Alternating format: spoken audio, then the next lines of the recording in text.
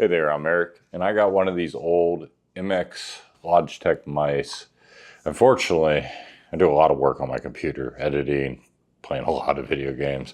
I pretty much have used the left clicker to death. What I'm gonna do is I'm gonna go inside of it. I already have, of course, and I looked up the part for it.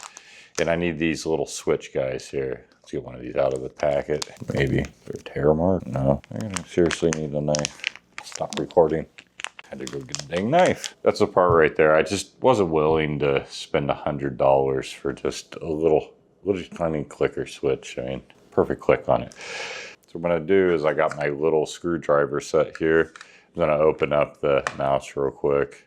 Pretty simple. I just gotta peel back the pad here and here. I got screw holes, and of course, there's one back there too. Ooh, I want to make sure I keep those pads to place them back on here in a bit. So pretty much, yep, lefty-loosey, remove the screws. Now that I have the screws removed, should be able to open it.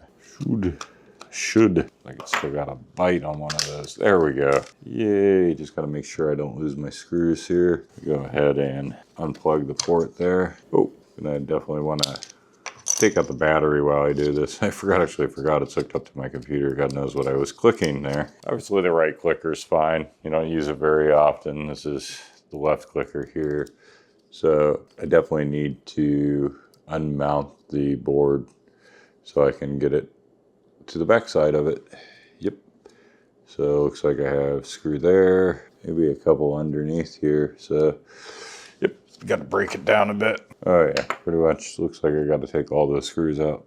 All right, we should be able to lift this battery compartment out now. And just gonna unplug it here and put it off to the, ooh, oh wow. It's got a, almost accidentally ripped that off. That would not have been good. Thank goodness I caught that.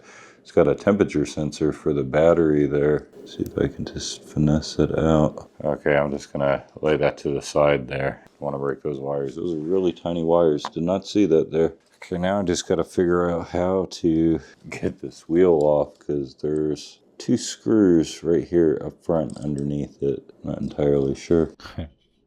Okay, after staring at this thing for eons, trying to figure out how exactly I get to those screws. Itty bitty little pin here. Looks like you pull it out from the side. It's just a plastic little pin. Yep. Nice. Okay. Yeah, I gotta admit that took me quite a while to figure that out, and I don't know how far that gets me. Very careful here. There's a couple little springs. Okay, they are actually mounted to the board, so that just slid back then off that. So I need to slide it back in and get it to go forward. A little bit of a puzzle here. Looks like I got 4 more screws, one there, and then a couple back there, and then the circuit board should be free then. I hope. That's the hope. Flying part. Cool, the screw's still in it. Okay, the moment of truth is now to see if I can lift the unit up.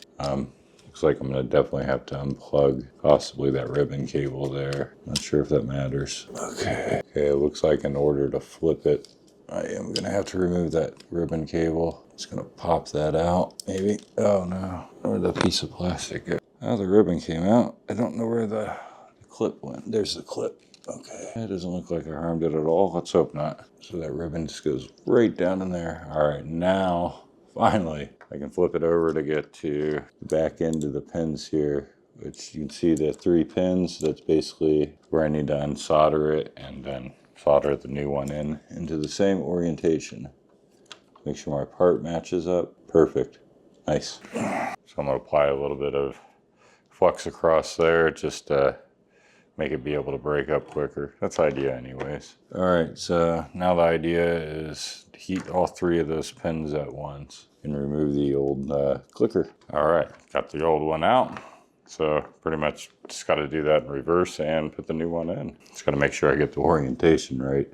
So it goes in just like so. Looks like I got a little bit of leftover soldered. Just gonna have to finesse it and just solder in the new one. Got that all soldered on. Pretty much just got to put everything back together now. These tiny itty little springs that go up front here. Definitely got a lot of use out of this little screwdriver case. fixed lots of items, dozens of items, not more. Always helps to have a itty bitty little screwdriver around for these type projects.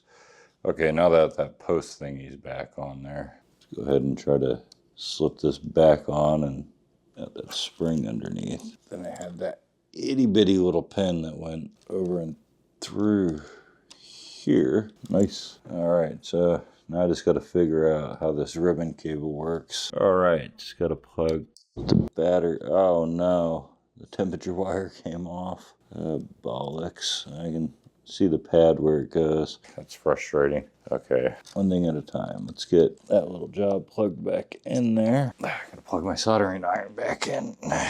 Breaking things as I'm putting it back together. Yeah, the temperature sensor came off its little pad. Okay, gotta resolder this temperature wire here that came off. Joy. All right, that's back on. All right, so now I gotta put the case back on. First by plugging this little guy in here. All right, and putting the case back together. Peace. All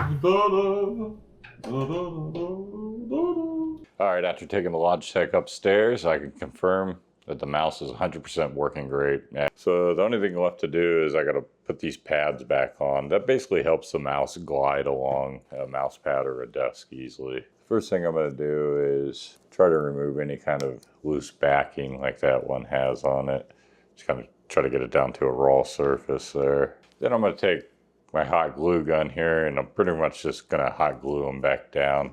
Should work out fine. Hot glue works up to 100 Fahrenheit without giving up. And well, shouldn't have my mouse out over 100 Fahrenheit. Never fails, I always get this stuff on my fingers. Just gonna apply some hot glue along there. With the extra ones, should be able to keep my mouse running for maybe the next 20, 30 years now. If they wanna price them at $100 a piece, then yeah, I'll repair them then. But you gotta repair your own. I ain't doing it for you. You can give a man fish or like, where you can like lead them to the water and like teach them like, here's like how to fish or something. I don't know. Thanks for watching. Find all this stuff down in the description below and have a great day. I know I will now that I have my good mouse back.